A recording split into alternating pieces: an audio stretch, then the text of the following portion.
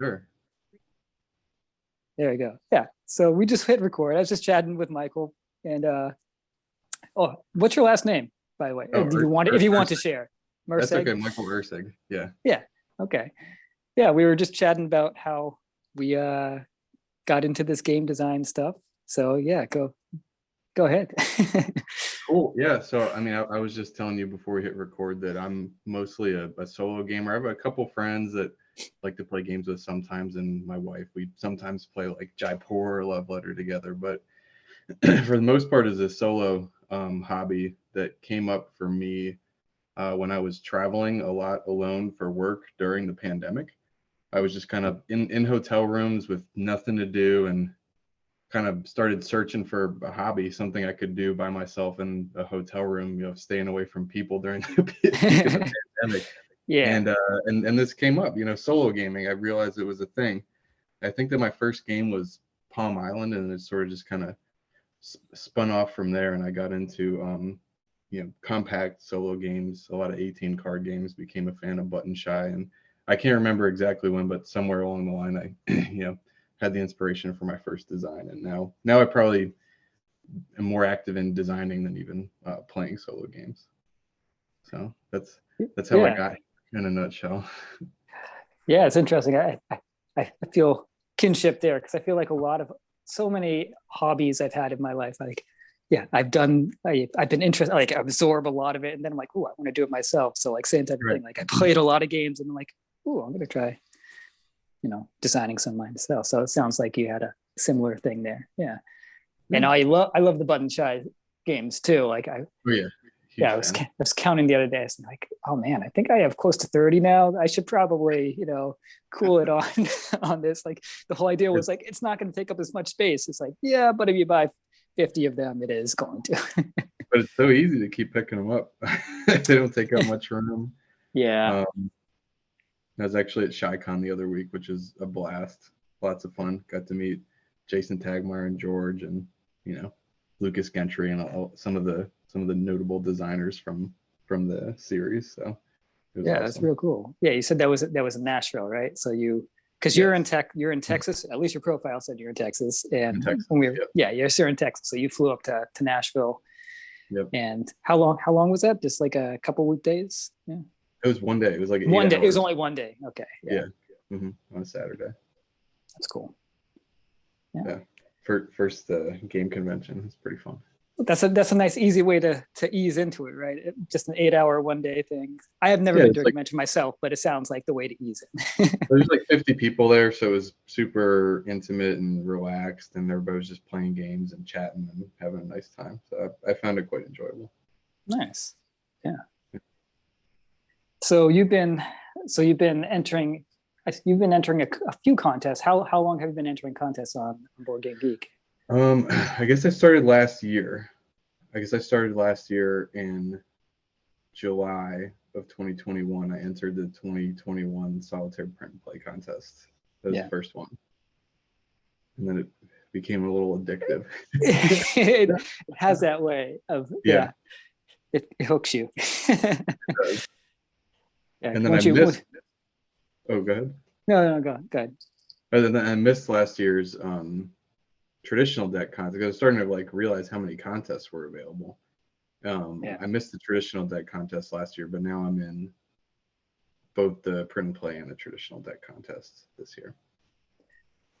Yeah, being in more than one at the same time is can work your brain a little bit, and it's a lot of play testing of other people's games. Right. There's that too, the play testing. Yeah, how do you? That's something that gets at me too. Like I have this feeling of like I need to play test everything, and it's like, okay, I don't have the time to do that. Like, how do you approach the play testing in the game design contest? Because that's a big part of the community, obviously. Yeah, sure. So I mean, I feel like it's going to be most enjoyable for me and most helpful to the other designers if I just play games that I'm interested in playing. So I basically wait for, well, I keep track of it along the way, but I just keep an eye out for games that are solo, small footprint, and seem fairly lightweight and easy to learn, because that's my spot. That's the kind of games that I like to play. That's the kind of games I like to design. So it's like it feels like it's most mutually beneficial if I just focus on those. I still keep an eye on the other ones, and if they have videos, I love to watch those. That's really helpful just to see what everybody else is up to. But I guess I've been kind of staying in my lane, and I'm able to give what I feel is pretty thorough feedback to them because I'm thinking kind of the way that they're thinking, I hope, and are different enough that it's helpful. And I also enjoy it. So I just shoot for games within my niche, and there's usually enough. I still haven't quite wrapped my head around, for some reason, designing multiplayer games. It's a totally different mindset, and it's a totally different type of fun you're trying to generate, and I just haven't been able to wrap my head around it yet. That's tough. I have a lot of respect for people that can create fun interactions that way. Yeah, it seems like you would definitely need like a group to play test a lot, because I mean, obviously you need a play test to design. Like if you're mostly doing it on your own, like it's hard to play test with. I mean, you can play two-handed, but obviously you're not having two personalities play against each other, you know. That's right. Yep. Yeah. So I feel you on that. Yeah, I'm the same way. A lot of solitaire. That's fun. I like puzzles. Yeah. I actually go in a lot to people's like two-player games, and I'll try them. Like, hey, have you thought about like making a solo mode for this? I think it'd be really cool. Like I try and convince people to make solo modes of their two-player ones or more. So yeah, for sure. Yeah. Yeah. So you were mentioning that you're in the print and play and the solitaire print and play and the traditional deck one. Yep. And I think today we said you wanted to show off your traditional deck one, which is the civil discourse one.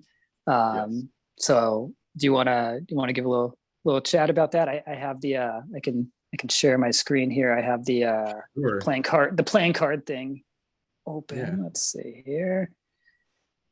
And broadcast 3, 2, 1, taking over your screen. There we go. There we go. So there's the playing cards that I think that was Uber Dante. Yeah, Uber Dante made this one because he makes them for all of them. He's awesome at doing that. He's always doing that. So yeah, Civil Discourse is a 20 card game using a traditional deck. There's no specific like inspiration in the world that really brought me to do this. I just wanted to create a traditional deck game. I just kind of started goofing around with different mechanics that move cards around on a table. I wanted this one to be something that fit within a airline tray table footprint because that's something important to me because I fly a lot. I end up playing games on airplanes. So that was a criteria for me.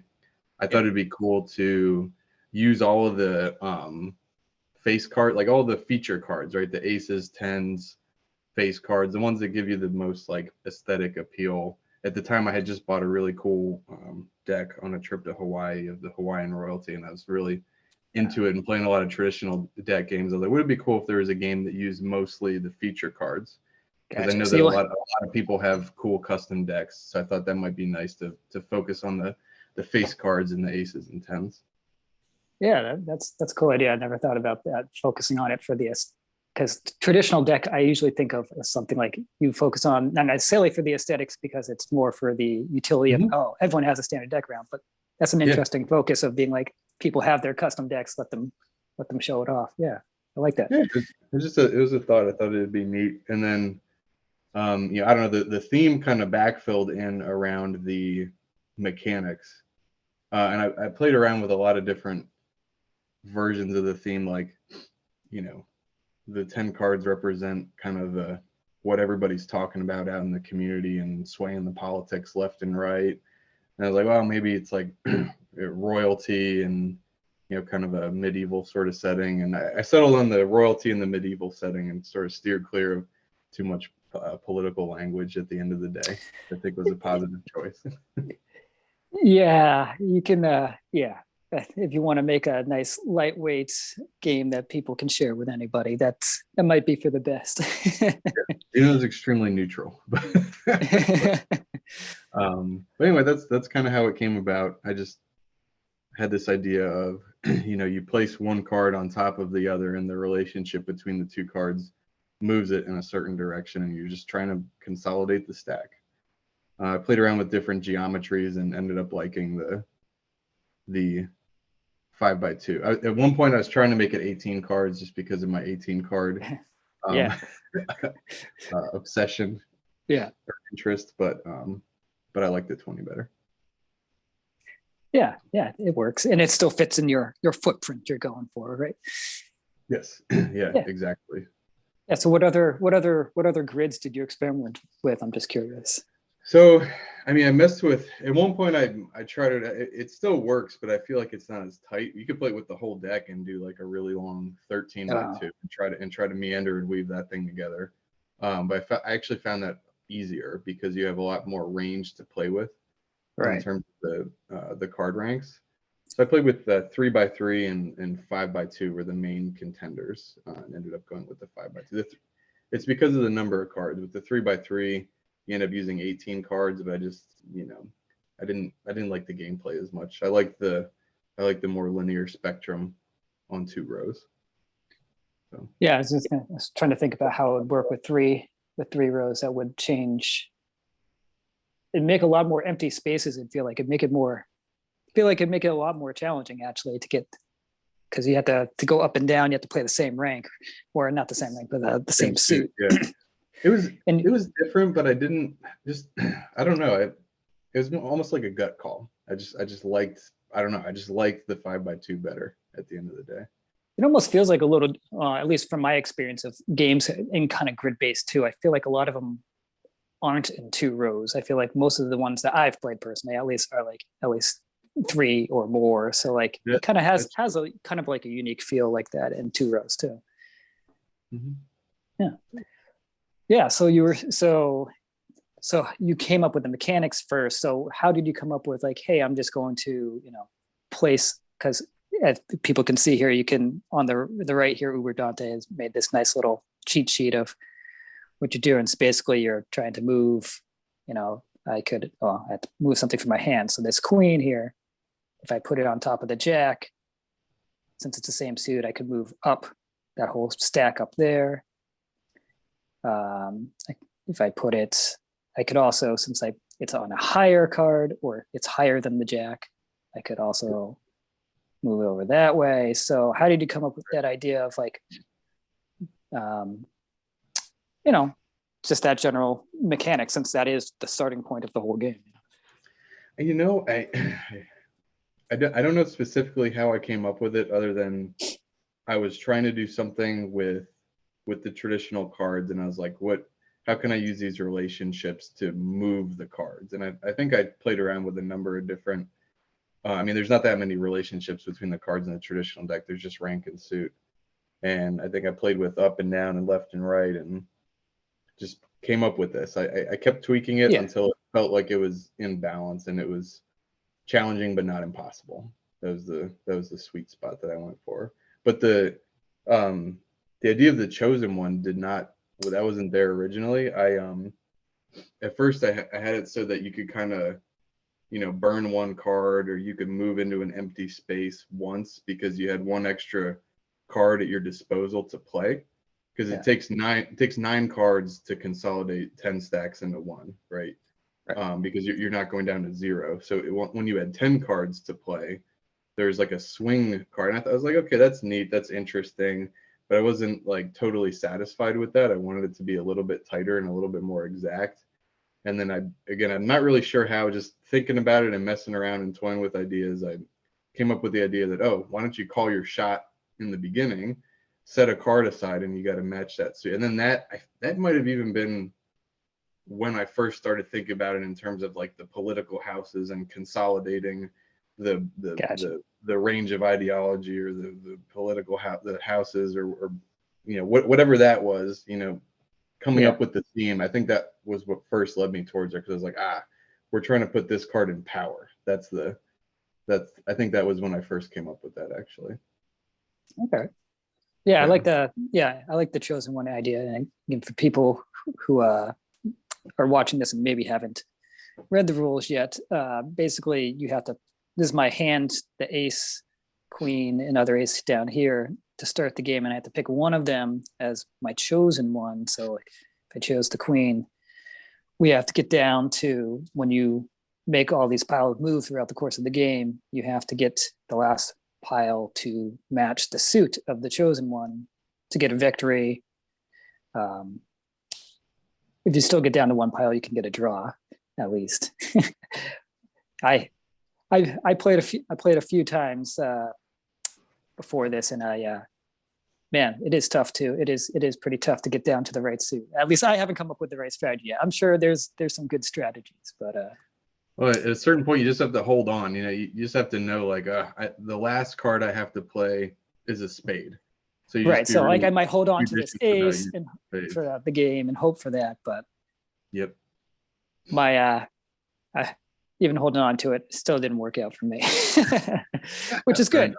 Which is good. I mean, everyone has their different games that they're good at or not as good at. So, sure. Maybe.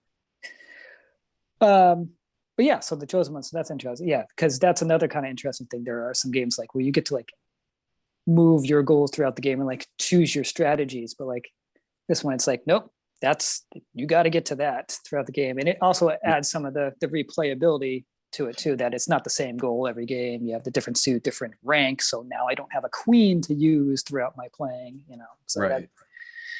It adds a nice little replayability rather than just play those 10 cards and having a swing card so you could just reuse the same strategy every game. Yeah, that was kind of like, I was really happy with that breakthrough, so to speak, making that adjustment to the rules. As that's a nice addition for me anyway. And it causes you to, you have this really big decision to make before you've even played most of the game, because you got to kind of analyze the whole field of cards and which cards are out, which cards are going to be played because of what's out. So like, which one of these is most likely to end up causing a victory? It causes you really think and strategize right from the very beginning. Yeah, the first time I played it, I just plowed right through it. I was like, oh, I did not plan that out well at all. And I wound up with 4 piles left. I'm like, oh, that was awful. So yeah, it does make you think right off the bat, like, oh, what cards do I have out there? And what cards are still in the deck and all that, maybe I shouldn't have already put the chosen one as a spade because there are already 2 spades out there, or, and you can think about things like that. Like, oh, I only have 1 more spade to pull. I don't know. But sometimes you think it's a good chosen one, but it might mess with a really good opening move that sets you up for a pretty easy consolidation, or a better consolidation or a more reliable one. So, or I mean, most of the time it's like you try to choose something that there's not a lot of it out there, because definitely if all 4 of the other cards of that suit are already out there, you can't win because you don't have a card to play to end the game. Right. There are sometimes some obvious choices. Yeah, that's right. Yeah, so if I just, I don't know, kind of quickly go through a few moves here to show people what's going on. So when it says the faction, that means we're referring to the suit here. So the faction must always move exactly 1 space onto an adjacent faction. Oh, sorry, the factions are the actual piles. The piles. And the house is the suit. That's and then the newcomer is the card you're playing from your hand. Yes. And yeah, so let's say I wanted to play this ace somewhere. I'm not going to try and strategize too hard and make this too long. Let's see if I put it on. So I put it on the king here, since they're the same suit, same house. Let's say we move that stack up. That seems like a bad decision, but I'm going to do it. And and then let's play this. We're going to try and keep that ace of spades there. And then we play this jack. So we could play that. Let's see. Oh boy, I think that was already a bad move. First move I did to start the game. Let's see. Have you ever seen someone play your game before? Once, yeah. There was somebody playing it at ShyCon. Yeah. How do you feel? You're like, oh man, this person they don't know the strategy yet, or Well, I've played hundreds. Oh yeah. So it's I don't want to corrupt the experience of the learning curve. There's definitely a learning curve and pattern recognition that you develop, but not right away. Yeah. It takes a few. Yeah. So let's say I put this jack on this queen here. Since it's a lower rank, I can move that to the left over there. Draw it back up to 3. what we got here? Well, we got to start moving stuff over there over. What have we, well, there's nothing lower than that 10 of hearts though. Not gonna be able to move that left. So I need to use a heart, maybe use that heart. Oh, but then I'm not gonna be able to move.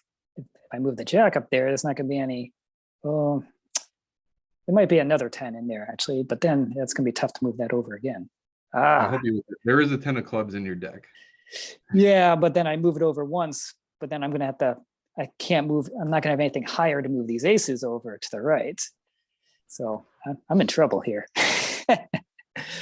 Let's see, what can I do with this king? Let's move him up. Well, maybe no, because I can't move that over. I'm gonna have to move that one up, the 10 of hearts up eventually, because he's not gonna be able to move left. And let's see, I want to save my ace. I said I wouldn't make this too long, but I'm trying to think. Okay. Yeah, let's just go up. If I lose, I lose. Let's move that up because I put that king of diamonds on the jack of diamonds, which means I can move it up. Yep. Draw back up to 3. I forget if I used how many kings I've used, but let's move. We're going to need to get this up eventually. So let's put the queen and on the jack, same suit. So I can move up, draw back up. Oops. There's some hearts. All right, so let's try this. Let's put that heart on that heart, move that up. Then I can put this jack there, pull that over. And what we got here? We got a 10 that can pull me over.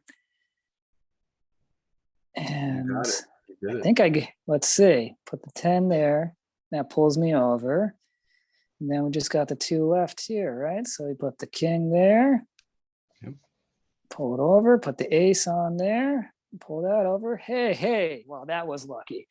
Nice. So that worked out. Yeah. So people watching, it is usually not that easy. The first few times I played, I did not win. So yeah, but that is how the game generally works. It's super quick, as you just saw, and it makes you stop. You're like, oh, I can do that. Oh, wait, I got to think ahead.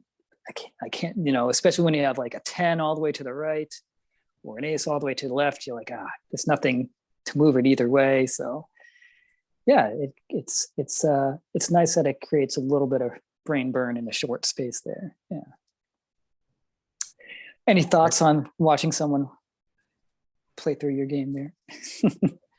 Well, I I like to watch it because I'm long past the point where I get to experience myself that early learning curve, kind of discovering the movements for the first time and puzzling out how to combine them. So it's interesting to see and then I've seen 2 people, yourself and somebody else, play it. It's interesting to see what you naturally want to try out at first. Some of the same starting strategies that I would have eventually not used are what end up being intuitive at first, which I guess is kind of a good thing, because it creates a learning curve and kind of an experience, and it's a fast game, so you can play it 3, 4, 5 times in 10-15 minutes. You can knock a few of them out. Right. So it's interesting to see that development for sure. Yeah. And I mean, that's what you want out of a game, right? You want it's the whole purpose of the games is for someone to think differently, and have a little fun doing it, right? You could just play, you could play Klondike Solitaire if you just wanted something, to do mindlessly. But if you want to, we like playing games because we like figuring out how a system works, or, so. Yeah, cool. What do you think? Was was it a little bit of a nail biter? Were you getting nervous? How did you feel when you had kind of like the telephone shaped thing going on? Yeah, I am. So for me personally, as a player in most games, I am very much I prefer tactical to long-term strategy. So a lot of the times I throw things out there. I'm like, oh, let's see how it works, rather than like viewing the whole space or board. So I noticed a couple of things going on, like where the high cards and where the low cards were, and like, oh, I have to get that suit. That what was it, like a a 10 of hearts all the way at the bottom right there, you know. But you know, the other cards I wasn't paying too much attention to. It's mostly those special cards, and trying to think of what I still had in the deck vaguely, you know. Yeah, that's hard. It's hard to count those cards. Yeah, so I'm glad you have you know, it's only 20 cards, because once 52 cards, like I can't, like my dad can count cards, and it's like I cannot do that when it's when it's a whole deck. I don't have the memory space, right? I just made note when you started that there was 3 10s out, so I was like, okay, there's a 10 of clubs is going to be played at some point. Just sort of made it. I usually make a mental note of what kind of 10s and aces are in the deck, so I know what to expect, and I can wait sometimes for that card to come out if it's really advantageous to me. Right. Yeah, and I don't think and that's because I played this game a few times now. Like, I don't think I picked up on that the first time, like taking note of, like, I was just seeing the whole board and like, I don't know what this means. Like, right. But then after a couple plays, I'm like, oh, okay, I really got to pay attention to the aces and 10s, where they are and positionally and all that. And then knowing the suits and having to move up. You know, the first couple times I played, I wound up with spaces that I was like, I'm in trouble. You know, having diagonal spaces I realized was a problem. So the phone shape seems to be an okay strategy as long as you have the right cards there. But yeah, I like it. It makes me think a little more long term than it takes me out of my comfort zone just enough, you know, since it's a quick game. Like, I don't like if it's like one of those like 2-hour long strategy games, I cannot do those. Like those are, you know, those are not for me. So yeah, like yeah. I'm the same way. Like I max out at about a half hour, I think, in terms of being able to devote that mental space to it. Yeah, there was one game I just played in the one card contest that just finished up. That was called Orpheus Descends. It place, I think it was second place. Yeah, no, it was a really interesting game. There were lots of interesting games in that contest, but this one, it was a little longer than I usually like 15 to 20 minutes to be like my top end, so I can get multiple plays in. This one was like 30 minutes, and I was like, but they split the game into 2 halves, which each one was 15 minutes. Like, okay, I can deal with this. So. Oh, you get a reset halfway through. You get to put away whatever happened in the first half and start moving. I got so you. That's it. That was an interesting strategy for people who like the shorter games like me. Yeah, that's a good thought, splitting it up like that. Yeah, so this one is super quick. And yeah, so you say so is there anything else you want to talk about on this game specifically, like or like how you're engaging with the community on it? Like, how have you enjoyed I started these videos, or I'm starting to do these videos. You're my first one, but starting to do these videos because I like talking a little more real time. Like the threads are really good for like, you know, detailed. Like, I'm probably not going to remember everything we said in this conversation. Sure. But like when you go back through the threads, like you have detailed, like, hey, on page 3 of the rules, here's this exact, like, it's great for that. And it, you know, gives you the encouragement, the pings every that now and then. But yeah. So yeah, how do you feel about the thread for this one going on and all that? So I mean, I like the threads in general. It's extremely intimidating when I first put my first game into a design contest, Cave-In, last year. I was like, oh my gosh, how am I going to get people to look at this game, you know, and kind of get validation. It is a little bit, it has the same kind of emotional ups and downs as, you know, anything, I guess, social media related, you know. So first I was just like, how do I advertise this? What's the appropriate level of advertisement in the contest thread, and, you know, how long should I wait, and what's normal, and, you know, when do people really start paying attention to the contest? And so it was kind of like I didn't know what to expect out of it, but found that it kind of comes in bursts, which is fine. But I like the format because people can write those really detailed comments out, and it's memorialized, and you can reference back to it, and you can work it into your kind of design to-do list, and you have time to sit back and consider, and you don't have to respond right away.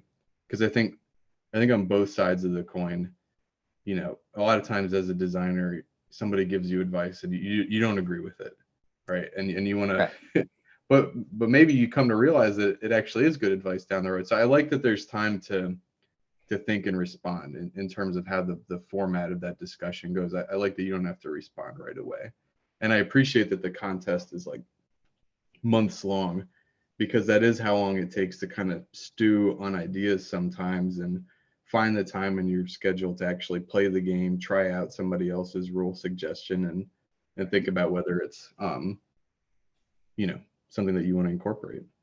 So I like it. I think it was a little Yeah. confusing on how to navigate it at first, or what it was, or what were the Trial rules. by fire. Yeah. Yeah, and you know what, and how to communicate with the community at large. You know, it's extremely you know, kind, polite community, which I'm not used to in the world of construction. So our communications are much more direct. Oh yeah, yeah. Right, Right. I eat my lunch outside of where I work, and they're doing a big construction site right outside there. So I hear the construction workers giving it to each other that whole 30 minutes. Even in the you know, professional sphere of construction, it's very direct. So I had to, it was kind of like an adjustment on my communication style, for sure, which is actually very much appreciated. I really do like how people interact with each other. It was like not as competitive and much more compassionate and collaborative than I ever could have expected. So I like it a good deal, but I also do value is kind of face-to-face interaction, and kind of Yeah. like you never get to actually watch somebody play your game with the forum. So Right. like sometimes I want to be like, well, what did it feel like when you hit this part in the game? Or you know, like, you know, did it seem like you had a lot of options? But you learn a lot more when you watch somebody, and especially like hearing you deliberate your decisions out loud is a level of feedback that you don't get from what people choose to type up in the forums. If that makes sense. Right. Yeah. And I think like I mean, that's kind of like what the professionals do, right? And we're in the amateur realm here. So it's hard. It's like it's hard to get. I mean, you know, they get their time to get all the written stuff, they, you know, do play tests with, you know, what, hundreds of people. And so yeah, it's hard to do that for us, you know, weekend warriors or whatever. But yeah, I don't dislike at all the forums, but it is super helpful to have this kind of interaction too. It's really nice. Yeah, it's the forums. I mean, yeah, like you said, it's super friendly, and not just outside of construction work, like outside of like it's unusual for like the internet, you know, like Right. because yeah, I've been on plenty of other, not even like just like forums in general, but like different creative forums. Mm-hmm. And it's like something specifically about like game design. I don't know what it is about that community, but like 99% of the people are like super encouraging and want the best for your game and everything. Because everyone wants to play a good game too, you know. Yeah. But yeah, I don't know. So is there anything else in terms of these like video interactions that you would be interested in seeing, like, or engaging in yourself or seeing from other people? Because, you know, like I said, you're my guinea pig here. Yeah, I mean, I think that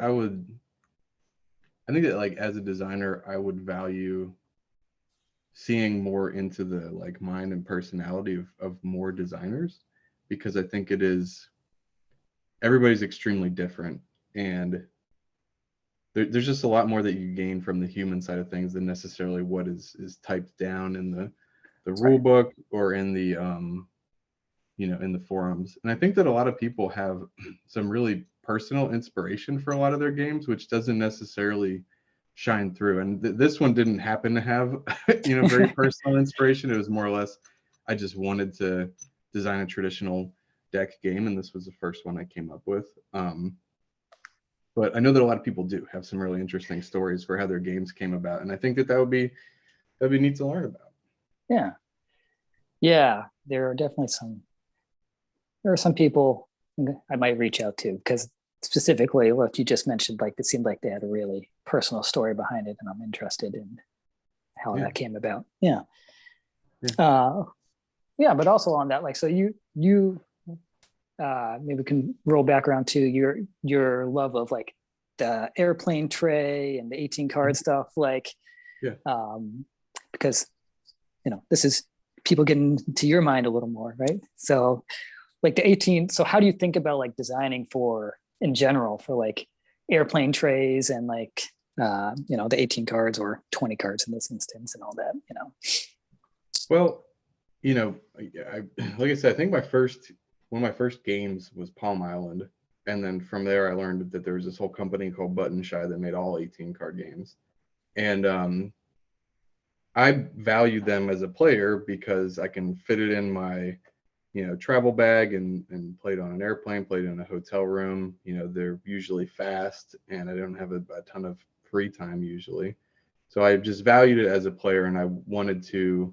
My first card, first design Cave-In was an 18 card game that I wanted to play, that I thought would be interesting. So I like designing them because I like owning them and playing them. So I think that's what drew me in there. Now, in terms of like the design process, I don't think I've designed a game the same way twice. yeah. They, But they all come from a different random piece of inspiration, and if I can fit them into 18 cards, like great. I think that's just always a goal of mine. I like enjoy that format because that design constraint keeps you from being too sprawling and having all sorts of tokens and components and layers. It forces you into a tighter design, which I like, because time is limited, and I feel like it gets me to something playable faster.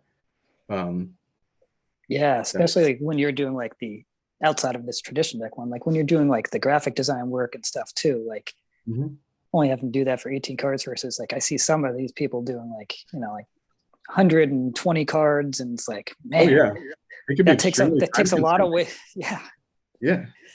So that is nice there. In terms of like the space, do you always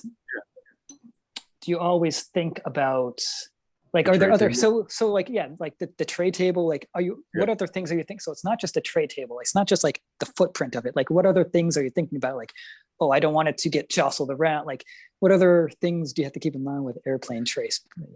So I, to be honest, I don't usually make this a criteria. It's something that I get to the end of the design process, and then I end up on an airplane and I'm like, darn it, I can't fit my game on here. And I think that's been kind of like a post-mortem frustration, not frustration, but something where I've thought, it would be nice if I could play this on the trade table, because there's only so many that you can. And there's a number of great traditional deck games. Deck of Spies from last year, that's excellent. That fits right on a trade table. And most of them, because there's so few cards, you're not really that worried about jostling them. It's just cards. The cards can lay flat. So I'm thinking like stacks of cards. Like you don't want the stack to be too high, or well, yeah, sometimes the stack will start like sliding and falling apart if you're on an incline. But with the limited amount of cards, that definitely helps avoid that. Right. So that it's already kind of built into your process with thinking of 18 cards generally. Yeah. Right? Although I mean, like Scoundrel, I don't know if you know Scoundrel, and Deck of Spies. What was the one that John Keane did? There's just a number of traditional deck games that still work, even though you have a stack of 40 or 50 cards. So it's not a huge concern. But if you had dice and tokens and components, I think that would make it a lot more difficult. You'd start losing things and having to open bags, and it'll be harder. Yeah.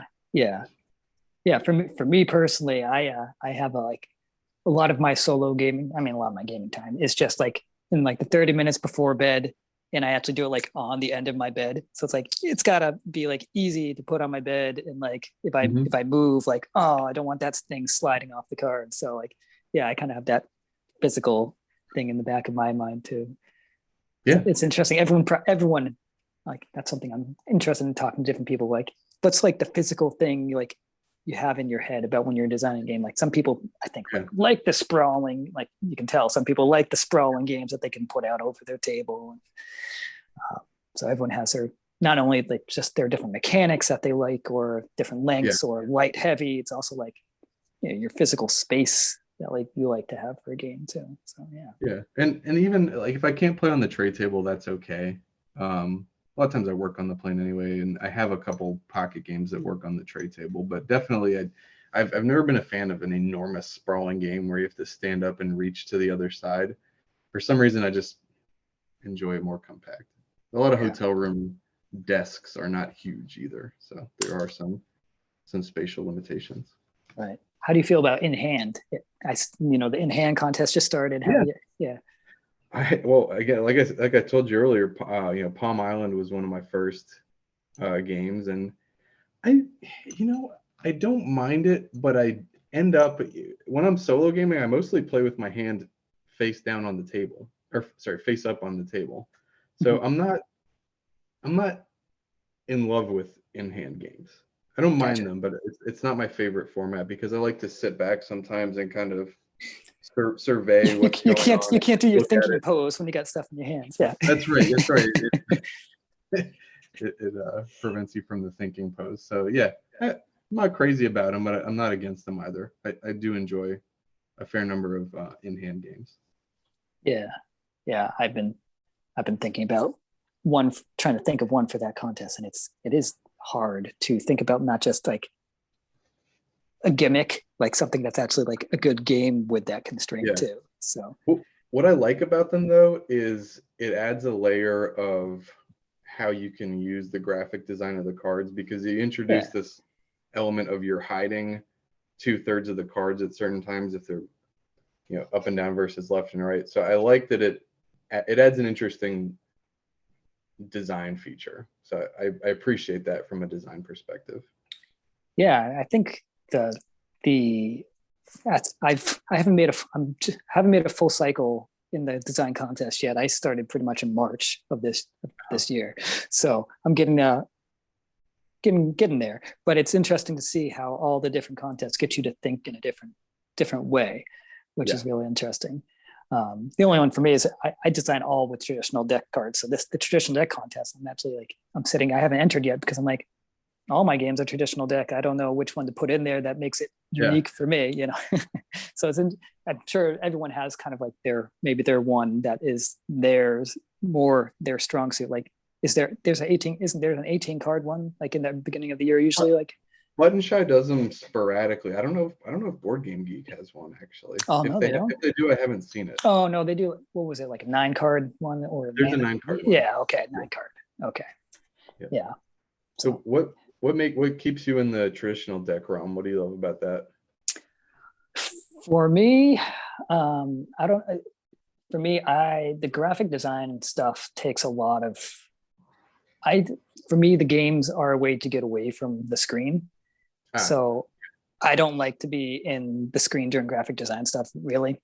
So the traditional deck is like, all right, I can just focus on game design. I don't have to focus on all the other stuff, So that makes sense, because sometimes the graphic design can start feeling a little bit like work, and then that can be a little bit of a downer at times. So I can appreciate what you just said.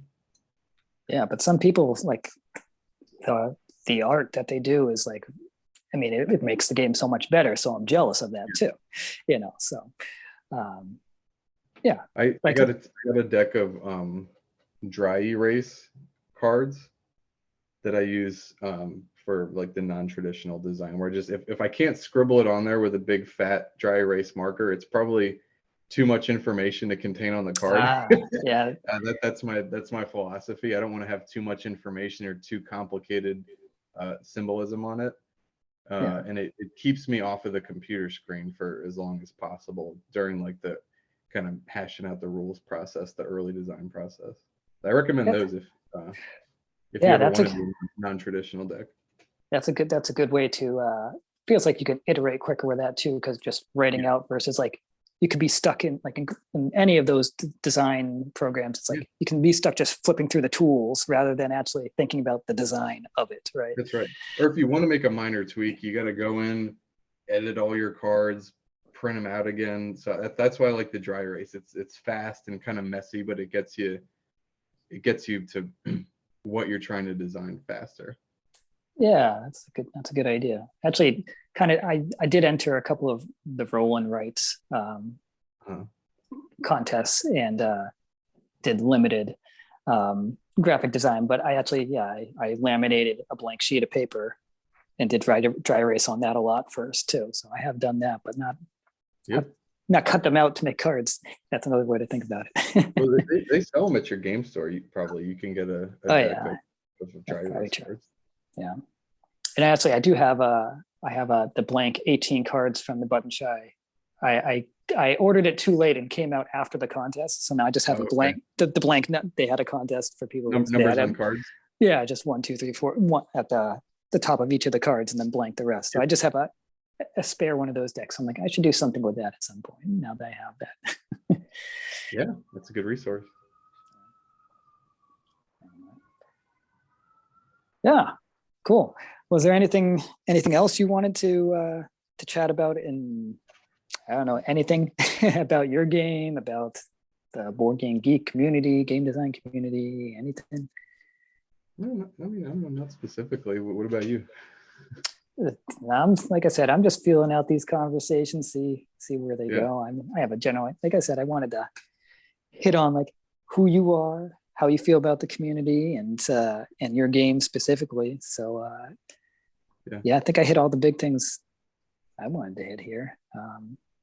Is cool chatting about game design, because like I'll share a design with my wife and she's like, yeah, that's great.